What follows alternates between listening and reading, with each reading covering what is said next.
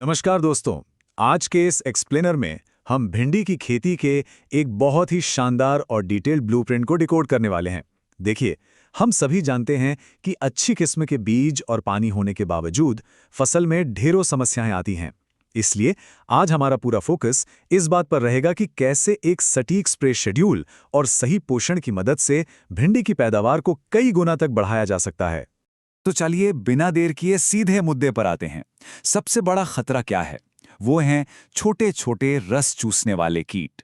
मतलब क्या ये बात हैरान करने वाली नहीं है कि सफेद मच्छर या थ्रिप्स जैसे बिल्कुल मामूली से दिखने वाले कीड़े उस खतरनाक मोज़ेक वायरस को फैला सकते हैं? अगर ये वायरस खेत में एक बार फैल जाए तो पत्तियां सिकुड़ जाती हैं और पूरी की पूरी फसल बर्बाद हो सकती है।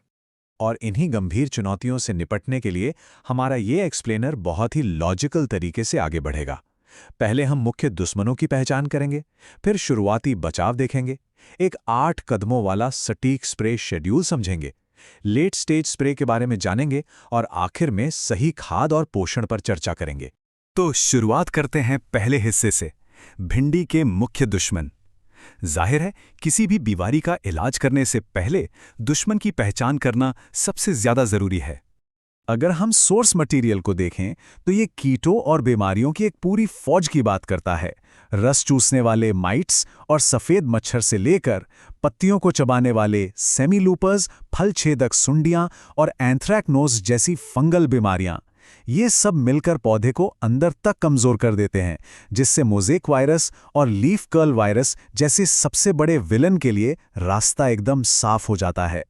अब आते हैं हमारे दूसरे भाग पर, शुरुआती बचाव और सुरक्षा। और यहाँ एक बहुत ही दिलचस्प बात सामने आती है। देखिए, केमिकल स्प्रे कभी भी हमारी सुरक्षा की पहली दीवार नहीं होते।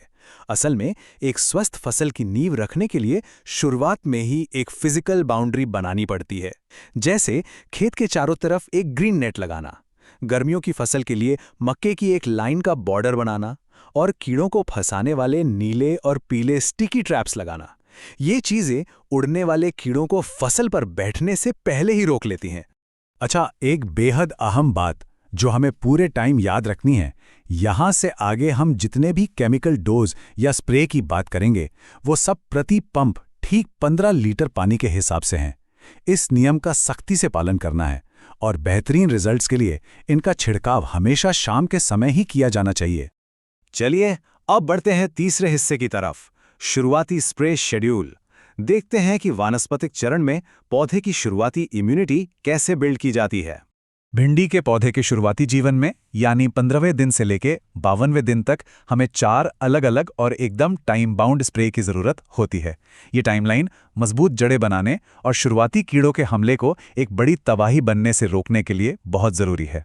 पहले महीने में हमारा पूरा फोकस शुरुआती रस चूसने वाले कीटों और फंगस का सफाया करने पर होता है। 15वें दिन के पहले स्प्रे में प्रोफेनोफॉस और कॉन्फिडोर का इस्तेमाल किया जाता है। फिर 28वें दिन इमामेक्टिन बेंजोएट और एसिटामिप्रिड को M45 फंगिसाइड के साथ मिलाकर एक जबरदस्त कॉम्बिनेशन तैयार किया जाता है, जो इल्लियों और फंगस दोनों पर एक साथ प्रहार करता है।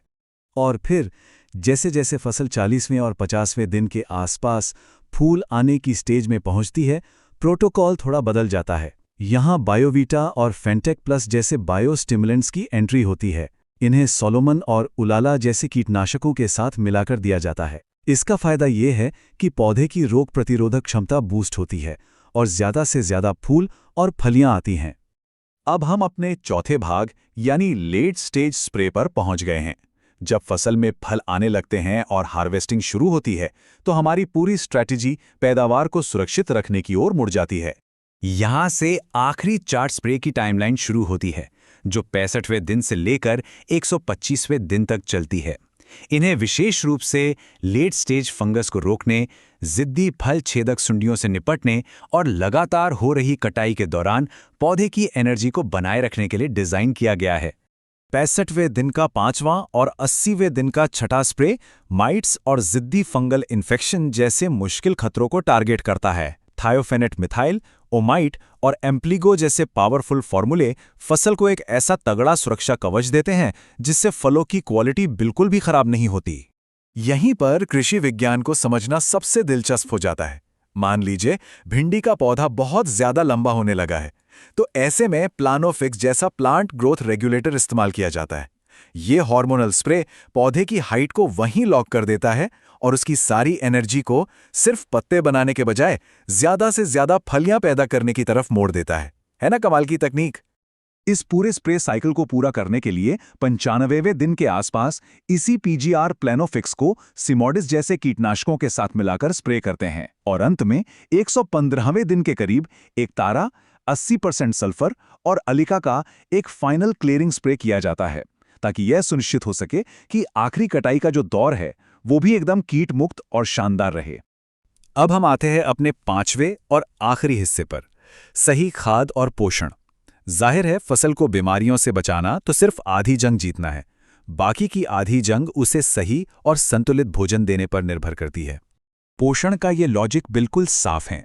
शुरुआती ग्रोथ के लिए 19-19-19 एनपीके का बैलेंस्ड डोज, फूल आने के समय फॉस्फोरस से भरपूर 050-34 और फ्रूटिंग स्टेज पर 0050 पोटेशियम का एक हेवी डोज जिसे बोरोन के साथ मिलाकर दिया जाता है। सच मानिए ये आखिरी डोज भिंडी के साइज और उसकी चमक में ऐसा जादुई बदलाव लाता है कि मार्केट में इसके बेहतरीन दाम मिलते हैं। लेकिन देखिए, सिर्फ पत्तों के ऊपर स्प्रे कर देना ही काफी नहीं होता। ड्रिप इरिगेशन के जरिए जड़ों को ह्यूमिक एसिड और कैल्शियम नाइट्रेट या मैग्नीशियम सल्फेट जैसे पोषक तत्व देना एक बहुत ही मजबूत फाउंडेशन का काम करता है। इससे ये तय होता है कि जो फोलियर स्प्रे हमने ऊपर से किए हैं वो अपनी अधिकतम क्षमता के साथ काम करें और मोज़ेक वायरस को टिकने का कोई मौका ही ना मिले। सोर्स मटेरियल अपनी बात एक बहुत ही शानदार देसी कहावत के साथ खत्म करता है, छोटा पैक बड़ा धमाका। इसका सीधा सा मतलब है कि अगर शुरुआती लागत कम रखी जाए, साफ सफाई हो और इस पूरी 8 स्टेप टाइमलाइन को सख्ती से फॉलो किया जाए तो भिंडी की खेती वाकई में एक विस्फोटक मुनाफा दे सकती है। तो जैसे जैसे हम इस एक्सप्लेनर के अंत में आते हैं, एक बड़ा सवाल दिमाग में आता है, क्या इस सख्त दिन प्रतिदिन के ब्लूप्रिंट को अपनाना ही एक बर्बाद फसल और एक रिकॉर्ड तोड़ पैदावार के बीच का असली फर्क साबित होगा? इन छोटे लेकिन बेहद खतरनाक कीटों से अपनी आजीविका बचाने के लिए इस सटीक शेड्यूल को अपनाना अब एक विकल्प नहीं बल्कि जरूरत बन गया है। इसी विचार के साथ हम आज की ये चर्चा यहीं खत्म करते हैं। हमारे साथ जुड़ने के लिए बहुत बहुत शुक्रिया।